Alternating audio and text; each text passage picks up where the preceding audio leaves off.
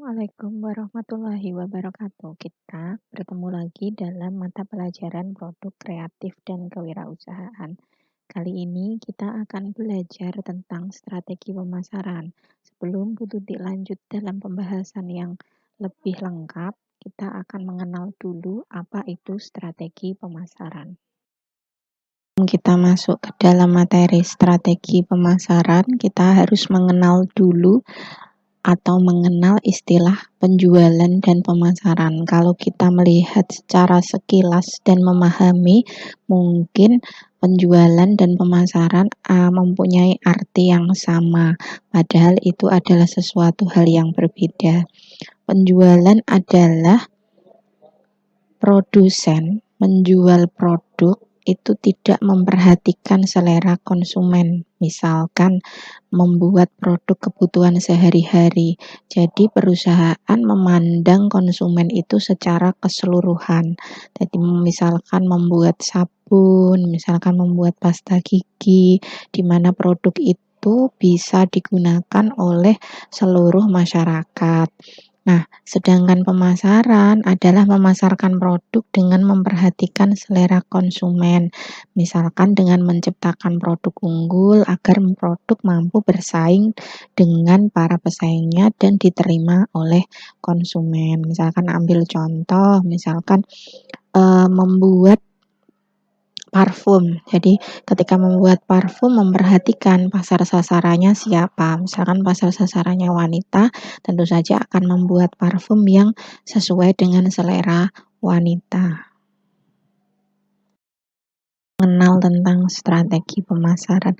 Kalau kita mendengar istilah strategi pemasaran, kita harus mengenal dulu strategi itu apa. Strategi itu sering kali kita dengar sebagai kata lain, yaitu adalah langkah, cara, atau taktik yang berbeda agar tujuan kita bisa tercapai. Sedangkan pemasaran adalah kegiatan menciptakan produk yang unggul dan memasarkan produk sampai ke tangan konsumen. Nah, sekarang pengertian strategi pemasaran apa? Strategi pemasaran adalah langkah, taktik, atau cara yang jitu untuk menyampaikan produk kepada konsumen dengan lancar dan baik. Misalkan kita di pasar punya banyak pesaing.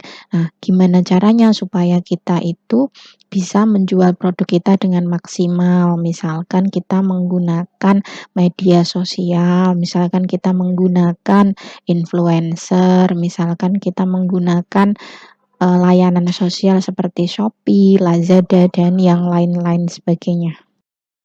Kita mengenal strategi pemasaran, sekarang kita akan mengenal apa itu bauran pemasaran. Bauran pemasaran adalah kegiatan yang dilakukan perusahaan dari mulai membuat produk sampai produk tersebut bisa dikenal dan sampai ke tangan konsumen. Nah, bauran pemasaran ini sering disebut dengan marketing mix atau 4P. P yang pertama itu kita sebut produk atau produk, di mana perusahaan akan membuat produk dan menampilkan produk agar diterima konsumen, seperti halnya dari segi bentuk, warna, ukuran, rasa, desain, kemasan, kualitas. Nah, yang kedua yaitu price atau harga, di mana perusahaan menetapkan jumlah harga dengan pertimbangan yaitu biaya produksi yang dihabiskan berapa, mungkin pesaingnya menetapkan harga berapa, daya beli masyarakatnya berapa. Nah, yang ketiga yaitu place atau tempat, di mana perusahaan memilih lokasi pemasaran yang tepat sesuai dengan pasar sasaran yang dituju.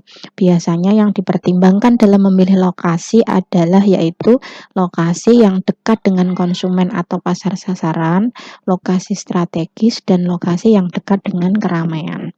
Yang keempat yaitu promotion atau promosi, di mana perusahaan harus memilih media promosi yang tepat agar pesan dan produk produk yang disampaikan itu tepat sasaran dan sampai ke tangan konsumen yang sesuai dengan yang ditetapkan oleh perusahaan. Unsur dalam strategi pemasaran. Unsur-unsur dalam strategi pemasaran ini termasuk kiat-kiat atau cara-cara kita dalam menyampaikan produk ke tangan konsumen. Nah, ada 3 yaitu segmentasi pasar, targeting, dan positioning. Sekarang kita yang pertama akan mengenal dulu apa itu segmentasi pasar. Segmentasi pasar adalah tindakan mengidentifikasi dan membentuk kelompok pembeli. Nanti kita akan bahas seperti apa itu segmentasi pasar. Yang kedua yaitu targeting. Targeting adalah tindakan memilih satu atau lebih segmen yang akan dijadikan target penjualan. Yang ketiga yaitu positioning. Positioning adalah menetapkan posisi pasar. Tujuannya yaitu untuk membangun dan mengkomunikasikan keunggulan produk yang ada di pasar kepada konsumen. Misalkan butuh diambil contoh, misalkan segmentasi pasar. Segmentasi pasar misalkan kita memilih misalkan wanita yang berada di daerah pantai. Setelah itu targeting. Targeting memilih satu atau lebih segmen yang akan dijadikan target. Misalkan kita memilih wanita yang ada di daerah pantai dan positioning produk kita ditempatkan di daerah tersebut. Kita akan membahas tentang segmentasi pasar. Tujuan segmentasi pasar yaitu yang pertama, mempermudah strategi pemasaran. Yang kedua yaitu menemukan layanan yang khas kepada konsumen. Yang ketiga sebagai wujud perencanaan bisnis yang matang. Yang keempat yaitu mengenal komentator. Yang pertama mempermudah strategi pemasaran. Kalau di awal kita sudah menetapkan segmentasi pasar kita perusahaan akan lebih mudah dalam menentukan strategi. Yang kedua, menemukan layanan yang khas. Ketika sudah ada segmentasi pasar, misalkan wanita, segmentasi pasar kita akan lebih tahu pelayanan apa yang pas untuk wanita. Yang keempat adalah wujud perencanaan bisnis. Di dalam bisnis perusahaan itu segmentasi pasar masuk ke dalam perencanaan. Manfaat segmentasi pasar. Yang pertama yaitu meningkatkan keuntungan. Jelas bagi perusahaan ketika kita sudah melaksanakan segmentasi pasar, karena kita sudah tahu pasar sasaran apa yang akan perusahaan pilih, tentu saja itu dapat meningkatkan jumlah keuntungan di perusahaan. Yang kedua yaitu memudahkan perusahaan merencanakan keuangan perusahaan. Ketika kita sudah menentukan segmentasi, tentu saja kita bisa menghitung berapa banyak anggaran yang akan kita gunakan dalam meraih segmentasi pasar yang kita tentukan. Yang ketiga yaitu lebih mengenal konsumen dengan baik. Artinya dengan adanya kegiatan segmentasi pasar itu, kita lebih tahu konsumen siapa yang akan kita pilih, jadi kita pelayanannya lebih maksimal. Yang keempat yaitu perusahaan leluasa dalam mengatur produk. Jadi perusahaan lebih bisa menentukan produk apa yang dibuat karena pasar sasarannya sudah ditentukan. Kategori segmentasi pasar. Yang pertama yaitu segmentasi demografi. Segmentasi demografi adalah menentukan pasar sasaran berdasarkan yang pertama yaitu usia. Misalkan dari batita, balita, remaja, dewasa, tua, kemudian dari jenis kelamin, laki-laki atau wanita. Yang berikutnya adalah dari segi pekerjaan, mungkin pekerjaannya petani atau mungkin pegawai. Terus yang berikutnya status sosial. Biasanya kalau kita di kota-kota besar, tentu saja pasti ada yang kaya dan yang miskin. Sedangkan yang kedua yaitu segmentasi dari segi perilaku, di mana perusahaan mempertimbangkan perilaku konsumen dalam mengkonsumsi produk. Misalkan konsumen suka sekali membeli produk yang diskon atau dengan potongan harga. Yang ketiga, segmentasi dari segi psikografis, yaitu perusahaan memilih konsumen berdasarkan minat atau hobi. Misalkan perusahaan membuat sepatu yang khusus untuk para pendaki gunung. Yang keempat yaitu segmentasi waktu khusus, di mana perusahaan memilih konsumen itu pada saat acara-acara tertentu, misalkan pada acara tahun baru, pada acara lebaran, Natal, dan sebagainya. Yang berikutnya yaitu segmentasi geografis. Perusahaan memilih konsumen berdasarkan wilayah tempat tinggal, misalkan di daerah pantai, daerah pegunungan, atau daerah. Yang berikutnya yaitu menentukan strategi pemasaran. Berikut adalah macam-macam strategi pemasaran.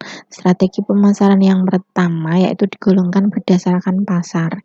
Dibedakan menjadi 3 yaitu undifferentiated marketing atau strategi yang tidak membeda-bedakan. Artinya perusahaan hanya memperhatikan kebutuhan konsumen secara umum. Jadi perusahaan hanya membuat satu macam produk.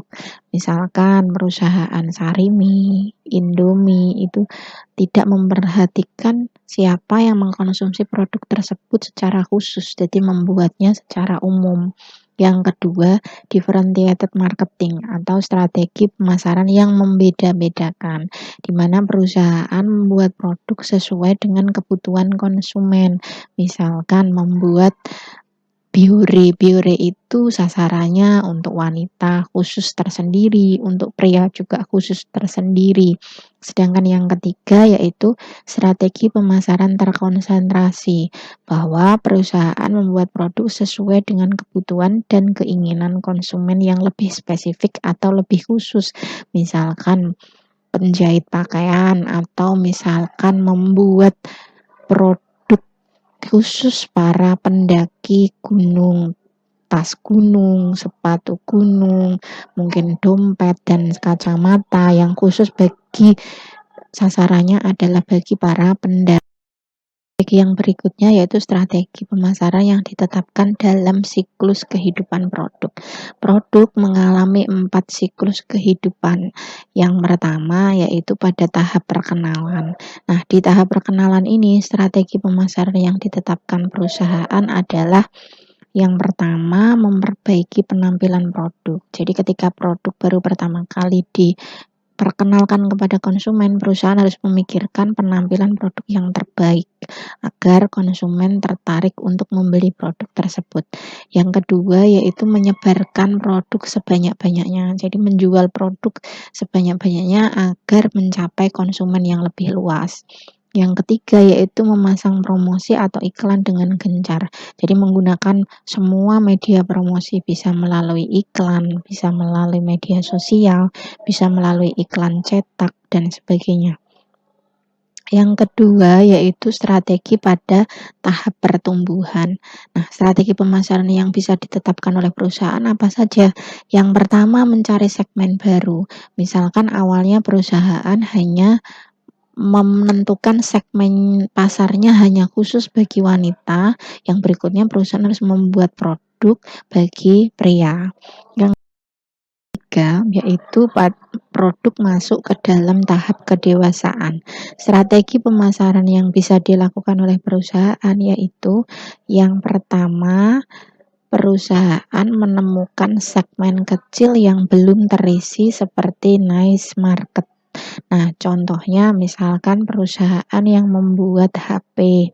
Misalkan awalnya perusahaan membuat HP dengan spesifikasi tinggi, dengan harga yang mahal. Perusahaan bisa membuat HP dengan spesifikasi rendah, dengan harga murah agar meraih masyarakat yang mungkin mempunyai daya beli yang rendah.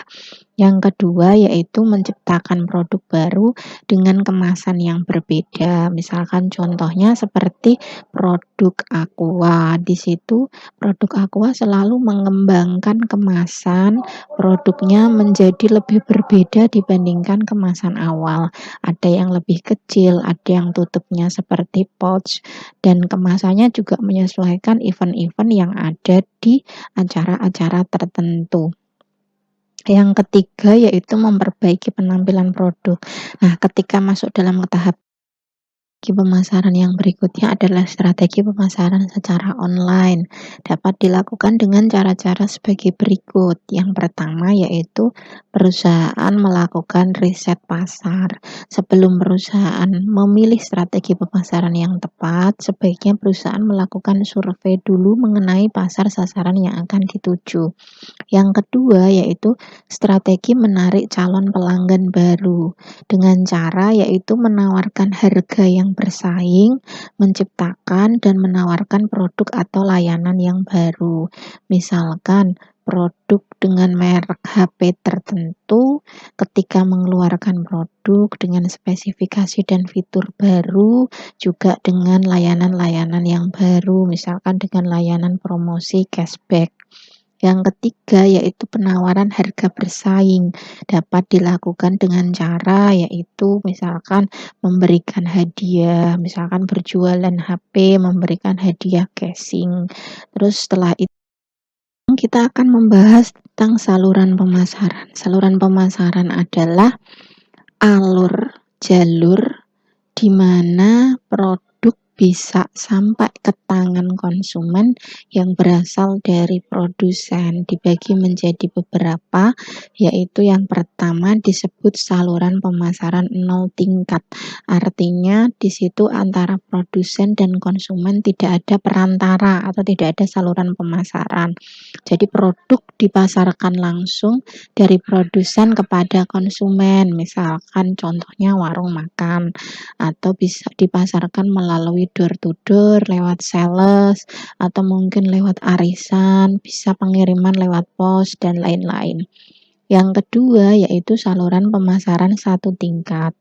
Artinya kalau satu dengan apa saja yang dilakukan perusahaan dalam memilih saluran pemasaran atau saluran distribusi. Pertimbangan yang pertama yaitu adalah pertimbangan pasar. Dalam pertimbangan pasar itu ada beberapa faktor yang dipertimbangkan. Pertama yaitu jenis pasar. Untuk mencapai pasar industri, perusahaan tidak memerlukan pengecer. Artinya, produsen bisa memasarkan produk langsung kepada konsumen karena sifatnya adalah pasar industri. Jadi produk yang dipasarkan itu adalah produk setengah jadi. Jadi yang menjual adalah produsen yang membuat item-item bahan mentah kepada pabrik-pabrik yang memproduksi produk itu menjadi barang jadi. Pertimbangan yang kedua dalam memilih saluran pemasaran yaitu pertimbangan produk. Faktor-faktor yang menjadi pertimbangan tersebut adalah yang pertama yaitu nilai unit. Artinya, nilai unit yang relatif rendah, produsen cenderung menggunakan saluran distribusi yang panjang. Contohnya, misalkan produk sari mie atau mie instan itu karena nilainya rendah atau harganya murah. Pertimbangan yang terakhir dalam memilih perantara yaitu pertimbangan perantara itu sendiri. Faktor-faktor yang menjadi pertimbangan yaitu yang pertama jasa yang diberikan perantara. Jadi perusahaan harus memilih perantara yang memberikan jasa yang baik melayani dalam pengiriman produk, misalkan produk kreatif dan kewirausahaan. Pada pertemuan yang membahas tentang strategi pemasaran sudah dibahas sampai selesai. Apabila ada hal-hal yang masih kurang atau masih belum bisa dipahami, bisa